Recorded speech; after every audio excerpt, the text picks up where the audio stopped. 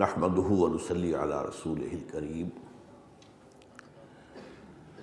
اما بعد فقد قال اللہ تبارک و تعالی کما ورد فی بدء سورۃ اسراء او سورۃ بنی اسرائیل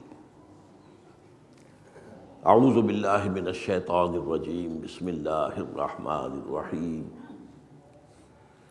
سبحان الذي اسرى بعبده ليلا من المسجد الحرام الى المسجد الاقصى الذي باركنا حوله لنريه من آياتنا انه هو السميع البصير وآتينا موسى الكتاب وجعلناه هدى لبني اسرائيل الا تتخذوا من دوني وكيلا ذرية من حملنا مع نوح انه كان عبدا شكورا وقضينا الى بني اسرائيل في الكتاب لتفسدن في الارض مرتين ولتعلن علوا كبيرا فاذا جاء وعد اولاهما بعثنا عليكم عبادا لنا اولي باس شديد فجاسوا خلال الديار وكان وعدا مفعولا ثم رددنا لكم الكرة عليهم وأمددناكم بأموال وبنين وجعلناكم أكثر نفيرا إن أحسنتم أحسنتم لأنفسكم وإن أسأتم فلها فإذا جاء وعد الآخرة ليسوءوا وجوهكم وليدخلوا المسجد كما دخلوه أول مرة وليتبروا ما علوا تتبيرا عسى ربكم ان يرحمكم وان عدتم عدنا وجعلنا جهنم للكافرين حصيرا ان هذا القرآن يهدي للتي هي اقوم ويبشر المؤمنين الذين يعملون الصالحات ان لهم اجرا كبيرا وان الذين لا يؤمنون بالآخرة اعتدنا لهم عذابا أليما وقال تبارک و تعالی کما ورد فی سورۃ الاعراف وَإِذْ تَأَذَّنَ رَبُّكَ لَيَبْعَثَنَّ عَلَيْهِمْ إِلَى يَوْمِ الْقِيَامَةِ مَن يَسُومُهُمْ سُوءَ الْعَذَابِ صدق اللہ العظیم رب اشرح لي صدری ویسر لي امری واحلل عقدۃ من لسانی یفقہوا قولی اللہم ربنا الہمنا رشدنا واعذنا من شرور انفسنا اللہم ارنا الحق حقا وارزقنا اتباعہ وارنا الباطل باطلا وارزقنا اجتنابہ اللہم ارحمنا بالقرآن العظیم واجعلہ لنا اماما ونورا وہدی ورحمہ آمین یا رب العالمین۔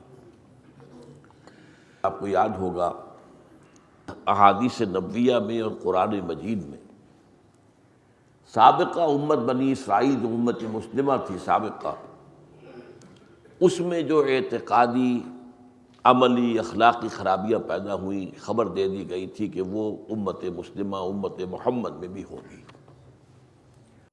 اور یہ کہ ان پر جو حالات وارد ہوئے تاریخی اعتبار سے وہ بھی امت محمد صلی اللہ علیہ وسلم پر بالکل اسی طرح نازل ہوں گے حالات اور واقعات، جیسے کہ ایک جوڑے کی ایک جوتی دوسری جوتی سے مشابہ ہوتی ہے۔ میں نے امت سابقہ جو ہے بنی اسرائیل کی 3500 سالہ تاریخ، اس لیے کہ آغاز ہوتا ہے 1400 یا 1500 قبل مسیح سے، جب حضرت موسیٰ کو تورات دی گئی، اور تاحال وہ امت باقی ہے، ختم تو نہیں ہوئی ہے، تو آج تک اس امت کی تاریخ جاری ہے۔ اور اس کے مقابلے میں امت محمد صلی اللہ علیہ وسلم کی 1400 سالہ تاریخ، گویا سابقہ امت کی جو عمر ہے وہ ہمارے مقابلے میں 2.5 گنا ہے، 1400 ورسس 3500۔ اس کا میں نے تقابل کر کے آپ کو بتا دیا تھا کہ بالکل جس کو ہم کہتے ہیں کاربن کاپی، حضور کے بعثت تک سابقہ امت پر 2 دور عروج کے آ چکے تھے، 2 زوال کے آ چکے تھے، اور زوال کے دوروں میں ان پر بہت شدید عذاب اللہ کا آیا تھا۔ اس کی بھی تفصیل میں آپ کے سامنے بیان کر چکا ہوں، لیکن آج خاص طور پر میں چاہتا ہوں کہ ان 2 زوالوں کا ذکر چونکہ قرآن مجید میں خاص طور پر کیا گیا ہے، ان آیات مبارکہ میں جو میں نے آج آپ کو پڑھ کر سنائی ہے، تو قرآن کے حوالے سے بھی وہ بات سمجھ لیں۔ کہ یہ بات میری تاریخ کی نہیں ہے کہ عام طور پر جو ہے اسے ایک جو ہے ہسٹوریکل فینومینن سمجھا جائے، بلکہ یہ تاریخ وہ ہے جو قرآن مجید سے ثابت ہے۔ سورہ بنی اسرائیل کا آغاز جس آیت سے ہوتا ہے اس میں تو حضور کا جو سفر معراج ہے اس کے پہلے حصے کا ذکر ہے۔ معراج تو اصل میں ہونی تھی آسمانی، لیکن وہ مکے سے بھی ہو سکتا تھا براہ راست، مسجد حرام سے ہی سیدھے حضور کو آسمانوں کی طرف لے جایا جاتا۔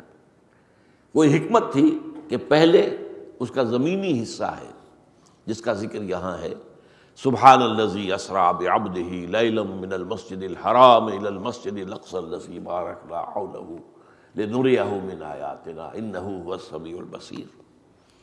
بڑی بابرکت ذات ہے اور بہت ہی پاک ہے پاک ذات جو لے گئی اپنے بندے کو صلی اللہ علیہ وسلم ایک رات مسجد حرام سے مسجد اقصی تک، تاکہ وہاں اسے اپنی آیات کا مشاہدہ کرائے۔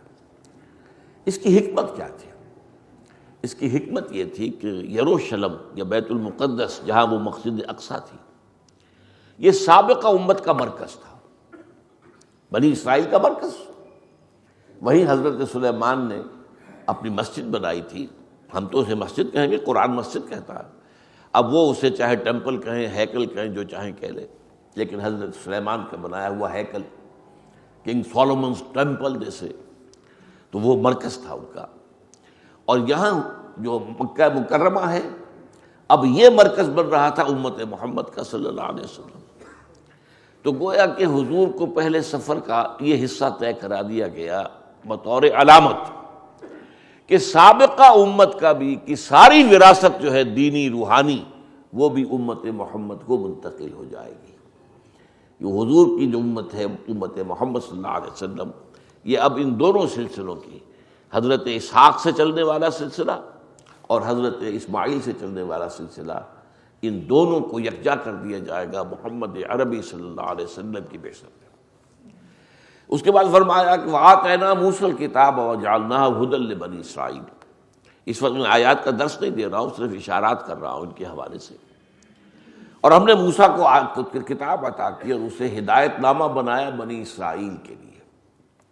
اب یہ بھی بات جو ہے بہت نوٹ کرنے کی ہے، میں نے کہا تھا کہ بطور قوم تو یہودیوں کی تاریخ حضرت یعقوب سے شروع ہو جاتی ہے، وہ تو گویا کہ 1800 قبل مسیح یا 1900 قبل مسیح کا معاملہ ہے، لیکن بطور امت شروع ہوئی ہے تاریخ جب کہ کتاب دے دی گئی، تورات دے دی گئی صحرا سینا میں، اس کا ذکر کر دیا گیا۔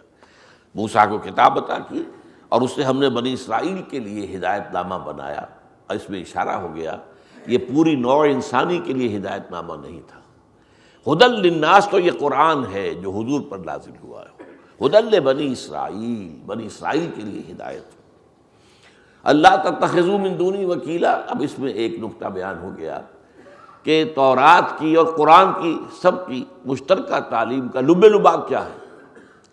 اللہ کے سوا کسی اور کو اپنا کارساز نہ سمجھنا، توحید کا یہ لب لباب، لا حول ولا قوت الا باللہ، اس بات کو ذہن نشین کر دیا جائے۔ اللہ تتخذوا من دونی وکیلا، ذریۃ من حملنا مع نوح انہ کان عبدا شکورا، اور تم اولاد ہو انہی کی جنہیں ہم نے سوار کرایا تھا نوح کی کشتی میں، اور یقیناً ہمارا بندہ جو ہے نوح وہ بہت ہی ہمارا ایسا بندہ تھا جو شکر گزار تھا۔ اب اس کے بعد آ رہے وہ تاریخی حوالے۔ وَقَضَيْنَا إِلَىٰ بَنِي إِسْرَائِيلَ فِي الْكِتَابِ لَتُفْسِدُنَّ فِي الْأَرْضِ مَرَّتَيْنِ وَلَتَعْلُنَّ عُلُوًّا كَبِيرًا، اور ہم نے پہلے ہی بتا دیا تھا بنی اسرائیل کو کتاب میں، یعنی یہ پیشین گوئیاں تورات میں تھیں، کہ تم 2 مرتبہ بہت سرکشی کرو گے، فساد مچاؤ گے، دنیا کے اندر گمراہی کی بہت نئی نئی جو ہے راہیں ایجاد کرو گے، تو یہ اور بہت زیادہ تم سرکشی کرو گے۔ اب اس میں نوٹ کیجئے گا کہ اس میں 2 دوروں کا ذکر ہے، لیکن ان پہلا دور میں نے بتایا تھا کہ اس میں آغاز ہوا تھا 700 قبل مسیح میں، جبکہ اسوریوں نے، آشوری یا اسیرینز شامی قوم، اس نے جو اسرائیل کی مملکت تھی اسے ختم کیا۔ قرآن اس کا ذکر نہیں کر رہا، قرآن اس دوسرے مرحلے کا ذکر کر رہا ہے جب کلدانی آئے، نبوکدنضر آیا، اور اس نے نہ صرف یہ کہ یروشلم کو برباد کیا بلکہ وہ جو مسجد تھی مسجد اقصیٰ اس کو بھی مسمار کر دیا۔ مسجد کے حوالے سے جو اہمیت اس کی تھی وہ پہلی بات کی نہیں تھی، وہ صرف ایک سیاسی واقعہ تھا، اس میں معاملہ یہ بھی تھا کہ مسجد اقصیٰ برباد کی گئی۔ تو فرمایا فَإِذَا جَاءَ وَعْدُ الْآخِرَةِ وَعْدُ أُولَاهُمَا، جب دو جو ہم نے کہے تھے دو مرتبہ ایسے آئیں گے تاریخ میں، جب ان کے پہلا موقع آیا بَعَثْنَا عَلَيْكُمْ عِبَادًا لَنَا أُولِي بَأْسٍ شَدِيدٍ، ہم نے تم پر مسلط کر دیے اپنے وہ بندے جو بہت جنگجو تھے، فرشس لوگ تھے، بہت سخت تھے۔ فجاسو خلال الدیار، وہ تمہاری بستیوں کے اندر گھس گئے، تمام بستیوں کے اندر تہو بالا کر دی، تمہاری ساری آبادیاں تلپٹ کر دی۔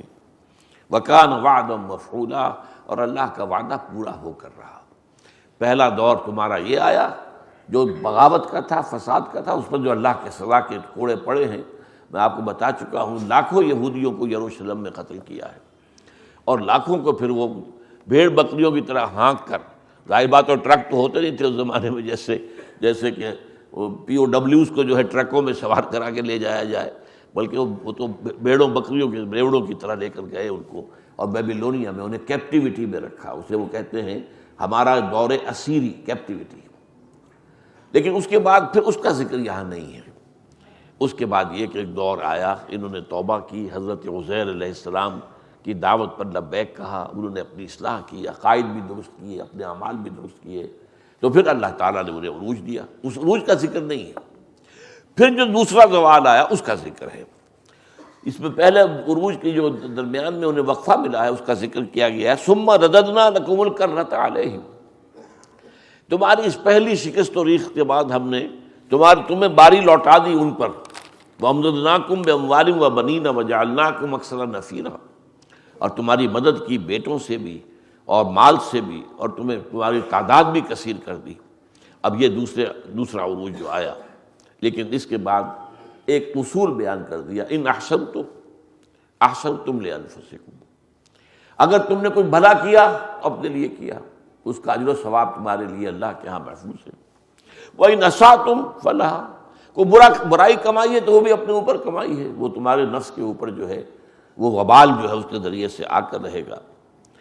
فَإِذَا جَاءَ وَعْدُ الْآخِرَةِ، جب دوسرے عذاب کا وقت آیا، لِيَسُوءُ وُجُوهَكُمْ، اب یہاں پر وہ الفاظ محذوف ہیں، بَعَثْنَا عَلَيْكُمْ عِبَادًا لَنَا أُولِي بَأْسٍ شَدِيدٍ، ان کو قرآن مجید جو ہے الفاظ کے اندر کمی کرتا ہے، جہاں کوئی چیز از خود واضح ہو جائے تو اس کو محذوف کر دیتا ہے۔ تو تمہارے اوپر پھر مسلط کر دیے ہم نے جو بہت ہی خونخوار لوگ تھے، تاکہ تمہارے حلیے بگاڑ دیں۔ وَلْيَدْخُلُوا الْمَسْجِدَ كَمَا دَخَلُوهُ أَوَّلَ مَرَّةٍ، اور داخل ہو وہ مسجد میں جیسے کہ وہ داخل ہوئے تھے پہلی مرتبہ۔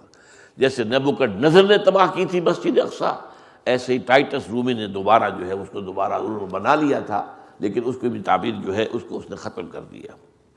عسیٰ ربکم ان یرحمکم، اب یہ اصل میں ایک خاص جو ہے اس امت کے ساتھ اللہ کا معاملہ ہے، اس کا حصہ رہ گیا، وہ بھی پڑھ لیجئے۔ فَإِذَا جَاءَ وَعْدُ الْآخِرَةِ لِيَسُوءُ وُجُوهَكُمْ وَلِيَدْخُلُوا الْمَسْجِدَ كَمَا دَخَلُوهُ أَوَّلَ مَرَّةٍ وَلِيُتَبِّرُوا مَا عَلَوْا تَتْبِيرًا، جب وہ دوسری صدا کا وقت آیا تو ہم نے ایسے لوگ مسلط کیے جو وہ لوگ انہوں نے تمہارے حلیے بگاڑ دیے اور مسجد میں داخل ہوئے، اس کی بے حرمتی کی، اس کو گرایا بھی جیسے کہ پہلی مرتبہ داخل ہوئے تھے، اور جس چیز پر بھی ان کو اختیار مل گیا اس کو تباہ و برباد کر دیا۔ عسیٰ ربکم ان یرحم، یہ ایک خاص رعایت ہے جو اس قوم کے ساتھ ہوئی ہے۔ تمہارا رب اب بھی تم پر رحمت فرمانے کو تیار ہے، تمہیں ایک اور موقع دیا جا رہا ہے، اب بھی اگر محمد پر ایمان لے آؤ ہم تمہیں بخش دیں۔ یہ خاص اللہ کا معاملہ ہے، چونکہ کہا ہے قرآن نے ہم نے انہیں اختیار کیا تھا، اخترناہم علی علم فضلناہم علی کثیر ممن خلقنا تفضیلا فضلناکم علی العالمین۔ تو یہ بھی ایک رعایت ہے۔ ظاہر بات ہے حضرت نوح کی قوم کو تو یہ رعایت نہیں ملی تھی، حضرت ہود کی قوم کو، حضرت صالح کی قوم کو، وہ تو ہلاک کر دیے گئے تھے، انہیں موقع دیا جا رہا ہے۔ عسیٰ ربکم ان یرحمکم، اب بھی تمہارا رب تم پر رحمت کرنے کے لیے تیار ہے۔ وَإِنْ عُدْتُمْ عُدْنَا، اور اگر تم نے وہی روش اختیار کی جو پہلے تھی تو پھر ہم بھی وہی کریں گے جو انہوں نے پہلے کیا تھا، پھر تم پر عذاب آئے گا، شدید ترین عذاب آئے گا، اس کا میں بعد میں ذکر کروں گا۔ وجعلنا جہنم للکافرین حصیرا، اور ہم نے جہنم کو تو بنا رکھا ہے، اصل باڑہ جو ہے تمہارے لیے جو اللہ نے تیار کر رکھا ہے وہ تو جہنم کا ہے۔ اب وہ ایمان لانے کے لیے دعوت دی جا رہی ہے، ان ھذا القرآن یہدی للتی ہی اقوم، دیکھو یہ قرآن تمہیں تورات دی تھی ہم نے، اب یہ قرآن اس شے کی طرف رہنمائی کر رہا ہے جو سب سے زیادہ سیدھی، اقوم، یہ افعل التفضیل کا صیغہ ہے، اس لیے کہ ہماری ہدایت جو نبیوں کے ذریعے سے آتی رہی تھی اب اپنے نقطۂ عروج کو پہنچی ہے اس قرآن کے اندر، اب محمد کی بعثت ہو گئی ہے، قرآن نازل ہو رہا ہے، اب تمہارے لیے موقع ہے، تلافی معافات کر سکتے ہو، اب بھی توبہ کرو، پلٹو، ایمان لاؤ۔ ان ھذا القرآن یہدی للتی ہی اقوم ویبشر المؤمنین الذین یعملون الصالحات ان لہم اجرا کبیرا، اور یہ قرآن بشارت دیتا ہے ان لوگوں کو جو ایمان لائیں اور نیک عمل کریں کہ ان کے لیے بہت بڑا اجر ہے۔ وَأَنَّ الَّذِينَ لَا يُؤْمِنُونَ بِالْآخِرَةِ أَعْتَدْنَا لَهُمْ عَذَابًا أَلِيمًا، اور یہ لوگ، وہ لوگ کہ جو آخرت پر ایمان نہیں رکھتے، ظاہر بات ہے وہی اللہ کو نہیں مانتے، وہ محبت کو کیوں مانیں گے؟ تو آخرت کا یقین ہو تب انسان چاہتا ہے سیدھے رستے پر چلنا۔ جب آخرت کا یقین کسی وجہ سے ذہنوں سے اوجھل ہو جائے، یا یہ تصور ہو کہ ہم تو بخشے بخشائے ہیں جی، ہمارا کوئی حساب کتاب نہیں، تو پھر کیوں آدمی کاہے کو سیدھے راستے پہ جائے گا؟ پھر تو جو بھی ہو، ہرچے بادہ باد، جو چاہو کرو، بے حیا باش و ہرچے خائی کن، ایک دفعہ حیا کا پردہ ختم ہو جائے تو پھر جو چاہو کرو۔ تو آخرت کا معاملہ جو ہے وہ ہے اصل میں اہم ترین۔ وَأَنَّ الَّذِينَ لَا يُؤْمِنُونَ بِالْآخِرَةِ أَعْتَدْنَا لَهُمْ عَذَابًا أَلِيمًا، جو آخرت پر ایمان نہیں رکھتے ہوں گے، اور یعنی اس کے نتیجے میں محمد پر اور قرآن پر ایمان نہیں لائیں گے صلی اللہ علیہ وسلم، ان کے لیے ہم نے ایک دردناک عذاب مہیا کیا ہے۔ اب بس ایک نقطہ نوٹ کر لیجئے، اس بدبخت قوم نے اس موقع سے بھی فائدہ نہیں اٹھایا، حضور کی دشمنی پر کمر کسی، حضور کی مخالفت میں شدید ترین یہ قوم جو ہے اس وقت سے چل رہی ہے حضور کی بعثت سے اور آج تک، اور اب قیامت کے قریب کے حالات جو آنے والے ہیں ان میں یہ شدید ترین معاملہ ہونے والا ہے۔ اس قوم کے اندر وہ جو ہے تو اس کی بدبختی کا منظر یہ ہے کہ اللہ نے انہیں جو ایک اور موقع دیا تھا، ایک خاص رحمت جو فرمائی تھی، اس سے بھی انہوں نے فائدہ نہیں اٹھایا۔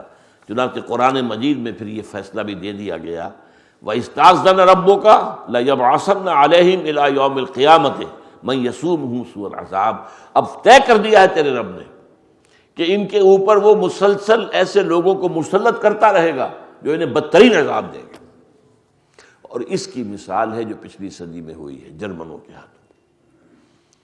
ان کے اپنے قول کے مطابق آپ اندازہ کیجئے 6 ملین، 60 لاکھ آدمی قتل کیے گئے۔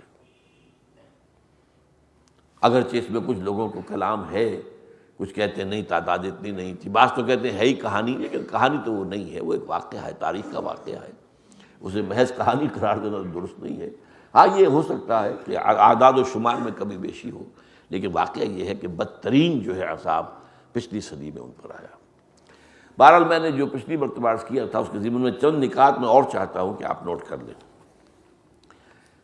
دیکھیے جو میں نے سملیرٹیز تھیں وہ تو بیان کر دی تھی، ان پر پہلے حملہ آور آئے شمال سے، سیریا سے، اسیرینز، مسلمانوں پر پہلے حملہ آور آئے شمال سے، یورپ سے، کون؟ کروسیڈرز۔ ان پر دوسرے حملہ آور آئے مشرق سے، یعنی عراق سے، کیلڈینز، نبوکدنضر، بختنصر۔ ہم پر دوسرے آئے مشرق ہی سے، لیکن کون؟ تاتاری۔ پھر ہمارا جو دوسرا دور زوال آیا، ان کا جو آیا وہ بھی یورپین قوتوں کے ہاتھوں آیا، یعنی گریکس اینڈ رومنس۔ لیکن ہم پر جو آیا وہ بھی یورپین کے ہاتھوں آیا، لیکن وہ مغربی یورپ کے لوگ تھے، برطانیہ، فرانس، اسپین، یہ ممالک، اٹلی، ان لوگوں کے ذریعے سے، اور پورچوگیز، یہ سب کے سب لوگ جو ہیں یہ ہے کہ جن کے ہاتھوں آئے۔ یعنی عجیب بات نوٹ کر لیجیے، یہ تاریخ جغرافیہ کا مسئلہ ہے، کیونکہ بنی اسرائیل کی حکومت مختصر سی تھی۔ یہ اسرائیل کتنا بڑا تھا نوٹ تو کیجیے، اس وقت جو فلسطین کتنا بڑا ہے، لہذا ان پر یہ قریب ہی سے حملہ آور ہوئے، قریب سے اسیرین آ گئے، قریب سے عراقی آ گئے، قریب سے جو ہے وہ یورپ کی جو قریب ترین جو قومیں تھیں وہ آ گئی۔ عالم اسلام ایک بہت بڑی شے کا نام تھا، لہذا وہاں پر دور سے آئے ہیں. ہم پر پہلے آئے کروسیڈرز. کہاں سے چل کر؟ انگلینڈ سے چل کر. King Richard of England, the line hearted, وہاں سے چل کر، اور پورا یورپ، خاص طور پر اس میں جرمنی اور فرانس. لیکن یہ کہ کہاں سے؟ اس میں برطانیہ بھی شامل ہے. پھر ہم پر دوسرا جو دور آیا، تاتاری دور سے آئے. تاتاری جو ہے قریب کی قوم نہیں تھی، تاتاری تو بہت دور کی قوم تھی. پھر ہم پر جو دوسرا دور آیا، تیسرا دور کہیے، وہ آیا ویسٹرن دور کی نیشن جو تھی وہاں سے آئے. یہ قریبی جو ہے گریکس، اور یہ ان کا معاملہ ہمارے ساتھ نہیں ہوا. تو یہ تھوڑے تھوڑے سے فرق ہیں ان کے اندر. اچھا، ایک نکتہ اور میں آپ کو بتانا چاہتا ہوں. وہ جو علامہ اقبال نے کہا ہے کہ کبھی یہ نوجوان مسلم تدبر بھی کیا تو نے، وہ کیا گردوں ہے تو جس کا ہے ٹوٹا ہوا تارا. اپنے ماضی کے کچھ معاملات کو اگر انسان جانے، اور خاص طور پہ نوجوان، تو دل میں ایک امنگ پیدا ہوتی. ہمارا جو پہلا دور عروج تھا عربوں کے زیر قیادت، اس میں ہم نے یورپ کے مغربی حصے کو اپنے قدموں تلے روندا ہے. ہسپانیہ سے داخل ہوا، اور ہسپانیہ پورا آئیبیرین پیننسولا، یہ صرف ایک ملک نہیں ہے، اور اس کے اندر جو ہے پرتگال بھی شامل ہے. یہ پورا کا پورا جو ہے فتح کر کے، اور پھر پائرنیز ماؤنٹینز کو کراس کر کے ہارٹ آف فرانس تک پہنچ گئے. یہ سارا علاقہ مسلمان کے قبضے میں آتا ہے. یورپ کا کتنا بڑا رقبہ ہے، کتنا بڑا تو ملک آئیبیرین پیننسولا کتنا بڑا ہے. پھر فرانس کا ہارٹ. پھر وہاں سے البتہ ریورسل شروع ہوئی. 632 میں حضور کا انتقال ہوا ہے. 732 میں پورے 100 برس بعد مسلمانوں کو شکست ہوئی ہے، بیٹل آف ٹورس فرانس کے اندر. تو جو بھی فرانس کا علاقہ تھا وہ انہیں چھوڑ کر پیچھے آنا پڑا.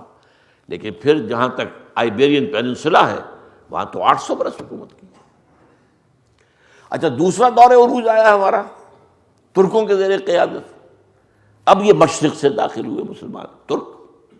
انہوں نے مشرقی یورپ کا کتنا بڑا علاقہ فتح کیا. استنبول، قسطنطنیہ فتح کرنے کے بعد ایسٹرن یورپ کے یہ تمام ممالک جو ہیں سب ان کے زیر لگے. ویانا تک پہنچ گئے تھے، یہاں تک ان کا جو ہے محاصرہ جاری تھا. وہ تو بدقسمتی سے پھر پیچھے جو ہے وہ شیعہ حکومت جو تھی صفوی، اس نے حملہ کیا ہے ترکوں پر. تو پھر ترکوں کو واپس آنا پڑا ہے، کیونکہ اب پیچھے سے ان کا حملہ ہو گیا تھا تو اپنا بیک ڈور تو سنبھالنا تھا. ورنہ یہ کہ تقریباً یوں سمجھیے کہ آدھا یورپ اس وقت بھی مسلمانوں کے قبضے میں آ گیا. تو یہ سملیرٹیز ہیں. اور ایک خاص نکتہ مجھے میرے ذہن میں آیا تھا کہ یہ جو عروج و زوال ہیں، اس میں یورپ کے معاملے میں ایک عجیب معاملہ ہوا ہے. ہمارا جب دوسرا دور زوال شروع ہوا، میں بتا چکا ہوں، وہ ہسپانیہ سے شروع ہوا جہاں مسلمانوں کا قتل عام ہوا. یہ 15ویں صدی کے آخر میں اور 16ویں صدی کے شروع میں ایک ایک شخص یا قتل ہو گیا، جلا دیا گیا، یا لوگوں کو بھر بھر کر جہازوں میں اور جا کر شمالی افریقہ کے ساحل کے اوپر پھینک دیا گیا، ڈمپ کر دیا گیا. لیکن عین اسی وقت جب کہ یورپ کے مغرب میں یہ ہمارا سورج ڈوب رہا تھا، یورپ کے مشرق میں طلوع ہو رہا، وہی زمانہ ہے جبکہ ترک مشرق میں داخل ہو رہے ہیں. تو یہ جو جہاں میں اہل ایمان صورت خورشید جیتے ہیں، ادھر ڈوبے ادھر نکلے، ادھر ڈوبے ادھر نکلے، تو یہ صورتحال بھی جو ہے بڑی خوبصورتی کے ساتھ اس نقشے میں ہمارے سامنے آتی ہے. اچھا، اب میں آپ سے عرض کرنا چاہتا ہوں، میں نے آپ کو بتایا 2 عروج 2 زوال، یہودیوں کے بھی ہمارے بھی. لیکن 20ویں صدی عیسوی جو ہے اس کے آغاز میں ایک تیسرا عروج شروع ہوا ہے یہودیوں کا بھی، اور تیسرا عروج شروع ہوا مسلمانوں کا بھی. یہ 20ویں صدی بڑی عجیب ہے. اس میں 2 فینومینن چل رہے ہیں سائڈ بائی سائڈ. جیسے قرآن میں آیا ہے، مرج البحرین یلتقیان بینہما برزخ لا یبغیان. اللہ نے 2 روئیں چلا دی ہیں، وہ ساتھ ساتھ چل رہی ہیں سمندر کے اندر. جس میں یہ پھیکا پانی، اس میں جو ہے کھاری پانی ہے نمکین، اور اس میں میٹھا پانی. میٹھے پانی کی رو چل رہی ہے سمندر میں، اور وہ ملتے نہیں ہیں آپس میں. مرج البحرین یلتقیان بینہما برزخ لا یبغیان. ان میں پردہ اللہ نے ایسا حائل کر رکھا ہے کہ وہ ایک دوسرے میں مدغم نہیں ہوتے، کوئی دوسرے کے اوپر چھا نہیں جاتا، غالب نہیں آتا. تو 2 روئیں جو ہیں حالات کی 20ویں صدی میں، ایک طرف تو ہمارا زوال بھی زیادہ اور گہرا اور گہرا اور گہرا اور گہرا، یہودیوں کا زوال بھی اور گہرا اور گہرا اور گہرا اور گہرا. ایک دوسری طرف ایک ارتقاء کا عمل، ایک رینائسنس، ایک نشرت ثانیہ، ایک احیائی عمل، یہ بھی دونوں ان امتوں کے اندر شروع ہوا ہے۔ اب اس میں آپ کے سامنے جو خاص بات لانا چاہتا ہوں، یہ تاریخ کا ایک عجیب معاملہ ہے یہودیوں کا۔ یہودیوں میں عروج کیسے شروع ہو گیا؟ تیسری مرتبہ انتہائی پسی ہوئی قوم، دبی ہوئی قوم، یعنی جب سے ڈائسپورا ان کو شروع ہوا ہے، ڈائسپورا شروع ہوا سن 70 عیسوی سے، انہیں نکال دیا گیا فلسطین سے، بھاگ جاؤ یہاں سے، نکل جاؤ، اور ہیکل سلیمانی مسمار کر دیا گیا، جو آج تک مسمار پڑا ہوا ہے، صرف ایک دیوار اس کی ہے ویسٹرن وال، جہاں یہ جاتے ہیں، وہ ماتم کرتے ہیں، کچھ روتے ہیں، کچھ کرتے ہیں۔ اس پورے دور کے اندر ان پہ 1500 برس تک، سن 70 کے بعد سے لے کر انتہائی ذلت، مسکنت، ان سے شدید نفرت دنیا میں، لوگوں کو خاص طور پہ یورپ کے اندر شدید پرسیکیوشن، تشدد، نفرت ان سے، انہیں شہروں میں رہنے کی اجازت نہیں تھی، گھیٹوز میں رہو باہر، جیسے کہ کوڑیوں کے لیے کوئی علیحدہ بنا دیے جائیں کہ شہر میں مت آنا، بس باہر رہو، تو یہ کہ ان کو علیحدہ رہو، یہ گندے ہیں، ان میں بدبو آتی ہے، یہ لوگ جو ہے اس قابل نہیں ہے کہ انہیں ہم اپنے شہروں کے اندر آنے دیں۔ ہاں ٹھیک ہے، آخر انسان ہے، کوئی کھانے پینے کے لیے، کوئی خرید و فروخت کرنے کے لیے، چلو 2 گھنٹے کے لیے، جیسے کرفیو 2 گھنٹے کے لیے کھول دیا جائے تو اجازت ہے، شہروں میں آ جاؤ۔ 1500 برس تک جس قوم کا یہ معاملہ رہا ہے، آج وہ اس انتہا کو پہنچی ہوئی ہے کہ اس کی مملکت قائم ہو چکی ہے، اسرائیل۔ وہ اپنے گھر میں لوٹ کر آ گئے، یروشلم دوبارہ فتح کر لیا، اور عالم عیسائیت پر ان کا قبضہ ہے۔ یہی عیسائی تھے جو اسے نفرت کرتے تھے، انہیں پرسیکیوٹ کرتے تھے۔ اور یہ بھی نوٹ کر لیجیے ہسٹوریکلی، جب مسلمانوں پر صلیبیوں کے حملے ہوئے ہیں، تو جہاں ان حملوں کے دوران مسلمانوں کا قتل عام ہوا، یہودیوں کا بھی ہوا ہے۔ عیسائی کہتے تھے یہ یہودی جنہوں نے ہمارے خدا کو صلیب دی ہے، خدا کا بیٹا خدا ہی ہوا نا، وہ تو خدا کا بیٹا جیسس، یہ صلیب دی ہے۔ اب آپ اندازہ کیجئے کتنی دشمنی ہوگی ان کے اندر، کس طریقے سے انہیں پرسیکیوٹ کرتے تھے۔ اسی طرح اسپین میں جب انہوں نے مسلمانوں کا قتل عام کیا ہے تو یہودیوں کا قتل عام بھی کیا ہے۔ گویا کہ 16ویں صدی کے آغاز تک معاملہ کیا تھا یورپ میں کہ عیسائی شدید نفرت کرتے تھے، پرسیکیوٹ کرتے تھے، تشدد کرتے تھے، اور ان پر ذلت اور مسکن طاری ہو گئی تھی یہ یہودیوں کے اوپر۔ لیکن ببی تفاوت رأس کجا آستاب کجا، کہاں 20ویں صدی کے اواخر میں آ کر یہ کہاں سے کہاں پہنچ گئے۔ 20ویں صدی کے وسط میں ان کی مملکت قائم ہو گئی، ان کا جو بنایا ہوا بینکنگ سسٹم پوری دنیا پر چھا گیا، ان کا بنایا ہوا ہے۔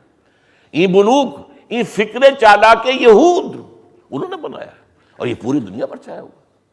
اور آپ کو معلوم ہے دنیا کی تعداد میں، دنیا میں انسانوں کی جو نفری ہے، اس میں مذہبی اعتبار سے سب سے زیادہ تو عیسائی ہیں نا، 2 ارب کے لگ بھگ ہیں، اور وہ اس وقت پوری طرح تابع ہیں، یہود کے قبضے میں ہیں۔ ان میں خاص طور پر جو ویسٹ ہیں، وائٹ اینگلو سیکسن پروٹیسٹنٹس، وہ تو ان کے پکے جو ہیں اعلی کار ہر معاملے کے اندر۔ یہ اتنا بڑا انقلاب کیسے آیا؟ یہ ایک بہت اہم مسئلہ ہے سمجھنے کا تاریخ کا۔ اس کی جو کی ہے وہ کیا ہے؟ تاریخی اعتبار سے چند باتیں نوٹ کر لیجئے۔ جب طارق ابن زیاد ہسپانیہ فتح کر رہا تھا، یہودیوں نے اس کی مدد کی تھی، اسے راستے بتائے تھے، ادھر سے جاؤ، ادھر سے جاؤ، ادھر سے حملہ کرو۔ وجہ کیا تھی کہ ہسپانیہ میں ان پر شدید تشدد ہوتا تھا، پرسیکیوٹڈ مائنورٹی تھے، عیسائی ان سے نفرت کرتے تھے، دباتے تھے، مارتے تھے۔ تو آپ کو معلوم ہے دشمن کا دشمن تو دوست بن جاتا ہے۔ تو یہاں انہوں نے مسلمانوں کی مدد کی، نتیجہ کیا نکلا؟ اب مسلمانوں نے ان کی قدر کی، اور مسلم اسپین جو ہے، بن گوریون نے اپنی کتاب میں لکھا ہے، Muslim Spain was the golden era of our diaspora. ہمارا ڈائسپورا جو شروع ہوا تھا سن 70 عیسوی سے، اور جو 1917 تک جاری رہا، اس ڈائسپورا، یہ انتشار، دور انتشار، کہ ہم جو ارض مقدس سے نکال دیے گئے اور پوری دنیا میں منتشر کر دیے گئے، اس کا گولڈن ایرا کون سا ہے؟ وہ مسلم اسپین ہے۔ وہاں ان کی عزت کی گئی، ان کو وہ حیثیت حاصل ہو گئی، انہوں نے چونکہ مدد کی تھی فتح کرنے میں، وہ فوری اس کا جو ہے منطقی نتیجہ یہ تھا۔ اور وہاں پر جو ہے اب نوٹ کیجئے، وہاں بیٹھ کر انہوں نے یورپ میں عیسائیت کے اندر نقب لگائی، عیسائیت کے اوپر حملہ کیا۔ وہ کس طور سے؟ ہسپانیہ کی یونیورسٹیاں تھیں اس وقت دنیا میں جن سے کہ روشنی پھیل رہی تھی علم کی، وہ بغداد سے یہ معاملہ منتقل ہو کر آ چکا تھا اسپین میں۔ یہاں پہ بڑی بڑی کورڈووا، گریناڈا، تولیتلا، جسے ٹولیڈو کہتے ہیں، ٹولیڈو، گریناڈا، اس کی بڑی بڑی یونیورسٹیاں تھیں۔ یہ علم کا، تہذیب کا، تمدن کا، روشنی کا بہت بڑا مرکز ہسپانیہ۔ اب یہاں پر سے جو یونیورسٹیوں سے پڑھنے آتے تھے، بالکل قریب میں جو ممالک ہیں وہ کون سے ہیں؟ ہسپانیہ کے ساتھ لگا ہوا فرانس ہے، جہاں مسلمان داخل ہو گئے تھے۔ فرانس کے ساتھ ملا ہوا جرمنی ہے، اور نیچے ایک ٹانگ کی نیچے شکل نکلتی ہے اٹلی کی۔ خاص طور پر ان تین ملکوں سے نوجوان آتے تھے پڑھنے کے لیے، لیکن جس طرح ہمارے نوجوان جاتے ہیں امریکہ یا انگلینڈ، لیکن بدقسمتی سے ہمارے نوجوان وہیں کے ہو کے رہ جاتے ہیں۔ یہ آئے ہیں واپس اپنے ملکوں کے اندر۔ انہوں نے آ کر یہودیوں نے وہاں پر، اور وہاں پر وہ بہت اچھی حالت میں تھے، ان کے اندر کچھ خیالات کے جراثیم پیدا کیے۔ وہ جراثیم لے کر یہ اپنے اپنے ملکوں کو واپس آئے۔ ان جراثیم کے ذریعے سے ان تین ملکوں کے اندر دو تحریکیں اٹھی: اصلاح مذہب، ریفارمیشن، اور رینیسنس، احیاء العلوم۔ اب احیاء العلوم کی تحریک کا بھی نتیجہ یہ نکلا، جب فزیکل سائنسز کو عروج ہونا شروع ہوا، اس کا ایک منطقی نتیجہ نکلا، انسان کی سوچ میں ایک تبدیلی آئی۔ بھئی یہ خدا ہے یا نہیں ہے یہ تو پتہ نہیں، یہ کائنات تو ہے نا، یہ تو ریئل ہے۔ خدا تمہارے اپنے ذہن کا تصور ہے، یا ہے یا ہے یا ہے نہیں ہے، کچھ نہیں، کوئی ثبوت تو نہیں ہے ہمارے پاس۔ لہذا توجہ کرو اس میٹیریل ورلڈ کے اوپر، ساری توجہ جو ہے فزیکل سائنسز کے اوپر اب اس اعتبار سے مرتکز ہو گئی۔ اسی طرح یہ روح کچھ ہے یا نہیں ہے، کیا پتہ، کس نے دیکھی؟ کوئی وزن بھی اس کا نہیں کیا جا سکا آج تک۔ تو روح کسے کہتے ہیں؟ کہ جسم تو ہے نا، take care of this body, اس جسم کے لیے بہتری کا جو ہے، اس کی بہبود کا، اس کی تمام ضرورتوں کی فکر کرو۔ روح ہے یا نہیں ہے، چھوڑو اس مسئلے کو، یہ بحث ایک منطقی سی بحث ہے۔ اسی طرح نمبر 3، کوئی اور زندگی ہے یا نہیں، لائی آفٹر ڈیتھ، کیا پتا ہے کہ نہیں؟ کس نے آگے بتایا واپس مرنے کے بعد؟ کوئی نہیں جانتا۔ یہ زندگی تو ہے نا، اسے سنوارو۔ اب تمہارا نظام ہونا چاہیے، تمہاری تہذیب ہونی چاہیے، تمہارے اندر جو ہے سوشل سیکیورٹی کا نظام ہونا چاہیے، بہتر زندگی بناؤ، بہتر ریاست قائم کرو۔ یہ 3 ورسز 3، اس پر میرا ایک کتاب چاہے اسلام کی نشرت ثانیہ کرنے کا اصل کام، کہ اس مغربی تہذیب کا جو مرکزی نقطہ ہے وہ کیا ہے۔ وہ یہ نہیں کہتے کہ ہم خدا کا انکار کرتے، کیا پتہ بھائی ہے یا نہیں ہے، ٹھیک ہے ہوگا، we don't say he is not their, لیکن یہ کہ کچھ آپ ثبوت تو نہیں ہے نا۔ کائنات ہے اصل شے، اس پر توجہ کرو۔ روح ہے یا نہیں، ہم نہیں کہتے کہ نہیں ہے، ہوگی، لیکن جسم تو ہے نا، اس میں تو اختلاف نہیں ہے، تو ساری توجہ اس پر کرو۔ یہ حیات دنیاوی تو ہے نا، اس کا کوئی انکار کر سکتا ہے؟ اس کا تو کیا پتہ ہے یا نہیں، آخرت کی خبر خدا جانے۔ تو یہ ہے اصل میں شفٹ آف ایمفیسس، ذات باری کی بجائے کائنات، روح کی بجائے جسم، حیات اخروی کی بجائے حیات دنیاوی۔ اور دین اور مذہب کا مرکزی نقطہ کیا ہے؟ کہ اصل زندگی آخرت کی زندگی ہے۔ وَإِنَّ الدَّارَ الْآخِرَةَ لَهِيَ الْحَيَوَانُ لَوْ كَانُوا يَعْلَمُونَ۔ تو مذہب کی جڑ کٹ گئی کہ نہیں کٹ گئی؟ یہ سارے اثرات اصل میں اس رینیسنس کی اس موومنٹ کے اندر، اور اس میں یہودیوں کا فکر جو ہے، اور وہ عیسائیت کو کرپٹ کرنے کے لیے، معاشرے کو کمزور کرنے کے لیے انہوں نے یہ چالیں چلی۔ اصلاح مذہب میں انہوں نے کیا کیا؟ یہ کیا ہے؟ یہ جو ہے پوپ مختار مطلق بن کے بیٹھا، وہ ہی بھائی بائبل ہے تمہارے سامنے، بائبل پڑھو، this is the word of God. Pope تو ایک انسان ہے نا۔ تو پاپائیت کے خلاف بغاوت، یہ ریفرمیشن ہے۔ پوپ جب تک تھا ایک نظام تھا ان کا مذہبی، لیکن یہ کہ اس نے بغاوت کروائی۔ اور یہ نوٹ کر لیجئے کہ یورپ کے ممالک میں بلکہ پوری دنیا میں اس اعتبار سے انگریز جو ہے، اینگلو سیکسنز، ان میں ایک عجیب صلاحیت ہے۔ ایک طرف یہ اپنی روایت کو بھی پکڑے رکھتے ہیں مضبوطی سے، لیکن ہر نئے آئیڈیا کو بھی لینے کو تیار ہوتے ہیں، اس کو اپنے اندر انکارپوریٹ کر لیتے ہیں۔ یہ نہیں کہ پہلی چیز کو ختم کر کے دوسری شروع کی جائے، پہلی بھی رہے، ہماری روایات ہیں۔ آج تک بادشاہت بھی رکھی ہوئی ہے اور بہترین جمہوریت بھی ہے، لیکن بادشاہت ہے، علامتی کہہ لیں، سمبولک کہہ لیں، لیکن رکھی ہوئی جو ہے نا۔ فرانس میں تو خاتمہ ہوا، جرمنی میں خاتمہ ہوا، ہر جگہ خاتمہ ہوا، یورپ میں اور کئی ممالک میں بھی ہے، لیکن اس میں سب سے زیادہ جو ہے ان انگریزوں میں ہے۔ انہوں نے اس سارے تھاٹ کو قبول کیا سب سے آگے بڑھ کر، اور پہلی بغاوت جو پوپ کے خلاف ہوئی یورپ میں، وہ انگلینڈ میں ہوئی۔ چرچ آف انگلینڈ قائم ہو گیا علیحدہ، nothing to do with the Pope, we are independent. تو وہ جو ایک مرکزیت تھی ان کے نظام میں، اس کو ختم کر دیا۔ پھر انہوں نے توجہ کر دی کہ بائبل پڑھو۔ اب جب بائبل پڑھتے ہیں تو آپ کو معلوم ہے بائبل میں اتنا حصہ اگر ہے اولڈ ٹیسٹمنٹ کا، تو اتنا سا حصہ ہے نیو ٹیسٹمنٹ کا۔ عیسائیت کا تعلق نیو ٹیسٹمنٹ سے ہے، یہودیت کا تعلق سارا کا سارا اولڈ ٹیسٹمنٹ سے ہے۔ تو اب عیسائیوں پہ آنکھیں کھلی کہ اصل شے تو یہ ہے، اصل تو یہی قوم ہے، ابراہیم کی اولاد یہ ہیں، یہ اسحاق اور یعقوب کی اولاد ہیں، ان کو اللہ تورات دی گئی۔ تو اس سے جو یہودیوں کی جو ان کی ایک ذہنی، فکری، مذہبی جو ہے، ان کے اوپر ایک رعب کی کیفیت طاری ہوئی، اور ایونجلزم شروع ہوا، سارا زور بائبل پر، ایونجلسٹ ایک بڑی تحریک اٹھی۔ تو یہ دو کام ہوئے ہیں جن کو وہ اصلاح مذہب کہتے ہیں۔ تیسرا کام جو کیا ہے، یہ نوٹ کر لیجئے، اب یہ حقائق ہیں۔ اس پورے دور میں یورپ میں جو بڑے بڑے فلسفی ہیں سب یہودی، بڑے بڑے سائنسدان سب یہودی، ڈارون ہے تو یہودی ہے، مارکس ہے تو یہودی ہے، آئنسٹائن ہے تو یہودی، سب کے سب یہودی۔ ذہانت ان کے پاس ہے، اگرچہ اس کا سب سے بڑا مصرف یہ سازشوں کے اندر کرتے ہیں، سازشیں بنانے میں، ایول جینیس، اس میں شک نہیں کہ ذہانت آج بھی ہے ان کے اندر۔ آج بھی آپ جا کے امریکہ میں دیکھ لیجئے، جتنے تعلیمی ادارے ہیں وہاں پہ، پروفیشنل ادارے ہیں، ان کے اندر ٹاپ کے اوپر تو یہودی بیٹھا ہوا۔ تو اس طریقے سے وہ گویا کہ کنٹرول کر رہے ہیں، نہ صرف مالیاتی کنٹرول ہے، ان کا ذہنی کنٹرول ہے، ان کا علمی کنٹرول ہے، ان کا دبدبہ ہے۔ تو اس اعتبار سے انہوں نے یورپ میں ایک نئی فکری جو ہے تحریک شروع کر دی۔ اسلام نے سکھایا تھا حریت، آزادی، کوئی انسان کسی انسان کا غلام نہیں ہے۔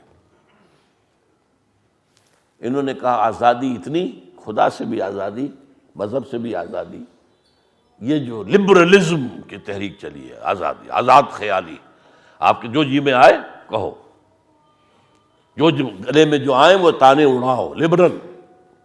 نمبر دو، اس کے اندر سیکولرزم کا زہر جو گھولا پہلے انہوں نے گھولا ہے۔ مذہب کو علیحدہ کر دو، سیاست کو علیحدہ کر دو۔ اگر مذہب اور سیاست ایک رہتے ہیں تو شہریت اس مذہب والوں کی ہی ہوگی، دوسروں کی تو نہیں ہوگی، دوسرے مائنورٹی ہوں گے۔ اس کو ایک دوسرے سے علیحدہ کر دیا، اب تمام شہری برابر ہیں۔ پہلے یہودی کی حیثیت کوئی نہیں تھی، اب سیکولرزم میں یہودی برابر ہے۔ اب ظاہر بات ہے جب سے اس کو سیاسی طور پر برابری حاصل ہو گئی تو اس نے اس کا بھرپور فائدہ اٹھایا۔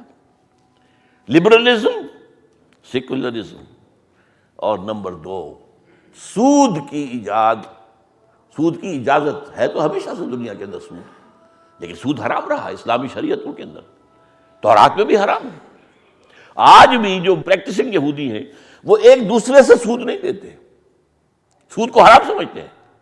یہ تو جینٹائلز کو کہتے ہیں ہاں ان سے لینا جائز ہے، ان کو تو لوٹو کھسوٹو۔ یہ جینٹائلز جو ہیں یہ تو اصل میں انسان نہیں ہے، یہ انسان نما حیوان ہے، انہیں گوئمز بھی کہہ دیتے ہیں، جینٹائلز بھی کہہ دیتے ہیں۔ انسان تو صرف ہم ہیں، مکمل انسان صرف یہودی ہے۔ ہر غیر یہودی انسان کوئی بھی ہو، جینٹائلز یا گوئمز، یہ حیوانات ہیں۔ حیوانات سے فائدہ اٹھانا آپ کا کام ہے نا۔ گھوڑے کو آپ ٹانگے میں جوتتے ہیں، وہ کوئی احتجاج کر سکتا ہے؟ آپ بیل کو حل میں لگا دیتے تھے وہ بیچارہ احتجاج کر سکتا تھا. اسی طرح یہ حیوانات ہیں، انہیں ایکسپلائٹ کرنا، ان سے فائدہ اٹھانا، ان کو دھوکہ دینا، ان کو چیٹ کرنا، روب کرنا، ہر چیز جائز ہے. قرآن مجید میں بھی ہے لیس علینا فی الامیین سبیل، ہمارے اوپر کوئی مواخذہ ہی نہیں ہے ان امیین کے بارے میں. ہم جس طرح چاہیں دھوکہ دیں، جس طرح چاہیں ان پر فریب کریں، جس طرح چاہیں انہیں لوٹیں، ہمیں حق حاصل ہے. لیس علینا فی الامیین سبیل، ہم پہ کوئی جو ہے ملامت ہو ہی نہیں سکتی، ہم جو چاہیں کریں ان کے ساتھ. تو اس اعتبار سے انہوں نے بینک کی اجازت لی سود کی. پوپ کہ جب تک پوپ کا اقتدار تھا سود حرام تھا. دونوں قسم کے سود، یہ جو آج کل کچھ لوگ جو ہوتے ہیں جو کچھ اے بی سی آ جاتی ہے، کچھ معاشیات کی صرف والے بیتے پڑھ لیتے ہیں، یوزلی اور ہے جی، اور کمرشل انٹرسٹ اور ہے، یہ دونوں حرام تھے یورپ کے اندر ایبسلیوٹلی، دونوں ہی حرام ہیں ہمیشہ سے. ایک ہی شے ہے، اس کی شکلیں بدلی ہوئی ہیں، ایک ہی چیز ہے، روا ایک ہی چیز ہے، چاہے وہ بینک انٹرسٹ ہے، چاہے کمرشل انٹرسٹ ہے، چاہے یوزلی ہے، کچھ بھی ہے. یہ حرام تھا مطلقاً یورپ کے اندر. اور اس کو سب سے پہلے پھر اس کے اوپر بینک جو بنا ہے وہ بھی بینک آف انگلینڈ بنا ہے. یہ ویسٹ جو ہے، میں نے پہلے بھی یہ لفظ استعمال کیا تھا، وائٹ اینگلو سیکسن پروٹیسٹنٹس، یہ سب سے بڑے اعلی کار ہیں یہودیوں کے. اور جب انگلینڈ کے اندر ان کو جو ہے جنت مل گئی، انگلینڈ میں ان کا جو مقام ہو گیا، یوں سمجھیے کہ جو مقام کبھی اسپین میں مسلمانوں نے دیا تھا اس سے کہیں بڑھ کر مقام جو ہے انہیں حاصل ہو گیا انگلینڈ کے اندر. تو انہوں نے کہا یہ ہمارا نیو اسرائیل ہے، انہوں نے کہا یہ ہمارا اسرائیل ہے. یہ اب ہمیں یہاں پر وہی حالات، وہی کیفیات حاصل ہیں جو کبھی اسرائیل کی مملکت میں حاصل تھے. اور اس کے بعد آپ کو معلوم ہے جب امریکہ کی دریافت ہو گئی، وہ جو کولمبس نے دریافت کیا اور پھر کولونائزیشن شروع ہوئی ہے امریکہ کی، اور پھر یہ وہاں جا کر، اور خاص طور پر جس کو نیو انگلینڈ کہتے ہیں امریکہ کا، یونائٹڈ اسٹیٹس آف امریکہ کا جو کونا ہے، شمال مشرقی کونا ہے، اسی میں نیو یارک بھی ہے، اسی میں یہ بoston وغیرہ یہ بڑے بڑے شہر ہیں، یہ نیو انگلینڈ کہلاتا ہے. اور اس کے اندر یہودی جا کر آباد ہوئے، اور اسے بھی ان کا یہ ہمارا اسرائیل ہے. اس وقت دنیا میں یوں سمجھیے ان کے کہنے کے مطابق 3 اسرائیل ہیں. ایک اسرائیل نامی مملکت جو مڈل ایسٹ میں قائم ہوئی، جس کے لیے پہلا قدم بالفور ڈکلریشن کے ذریعے 1917 میں آیا، اور دوسرا یہ کہ 1948 میں قائم ہو گئی ریاست. اور ایک انگلستان ہے، انگلینڈ ہے، اور ایک امریکہ، اور یہی دونوں ہیں west, white Anglo Saxon Protestants. اور یہ بالکل اعلی کار ہیں، یہ در حقیقت یہود کے پنجے میں ہیں. انہوں نے جب بینکنگ ایجاد کر لی، اب سازش دیکھیے کیا کرتے تھے. یورپ کے اندر بے شمار قومیں، بے شمار ملک ان میں لڑائی کرواتے تھے پہلے سازش کے ذریعے سے. جب جنگ ہوئی، اب دونوں حصوں کو، اب انگلستان کی فرانس کی جنگ ہو رہی ہے، انگلستان کی حکومت کو بھی قرض چاہیے اسلحہ کے لیے، اور فرانس کی حکومت کو بھی چاہیے. دونوں کو یہ بینکرز جو تھے یہودی وہ قرض دیتے تھے، اور جو ہے من مانا ان سے سود وصول کرتے تھے. اس طرح ہوتے ہوتے پورے یورپ کے اندر انہوں نے اپنی جڑیں، جیسے کہ کینسر ہوتا ہے وہ ایک جگہ سے جب پھیلتا ہے تو پورے جسم کے اندر پھیل جاتا ہے، اس طریقے سے پورے یورپ کو انہوں نے اپنی گرپ میں لے لیا. مالیاتی اعتبار سے تسلط قائم ہو گیا، سیاسی اعتبار سے برابر کے ہو گئے کہ ہم بھی شہری تم بھی شہری. اب ظاہر بات ہے کہ ہمارے اور تمہارے درمیان فرق کیا ہے، ہمارے حقوق وہی ہیں، شہریت کے حقوق ہیں، اور وہی جیسے. اس کا نتیجہ کیا نکلا؟ وہ جو علامہ اقبال 100 سال پہلے دیکھ کر آئے تھے یورپ میں، 1905 میں گئے تھے، 1908 میں واپس آئے. Only 3 years.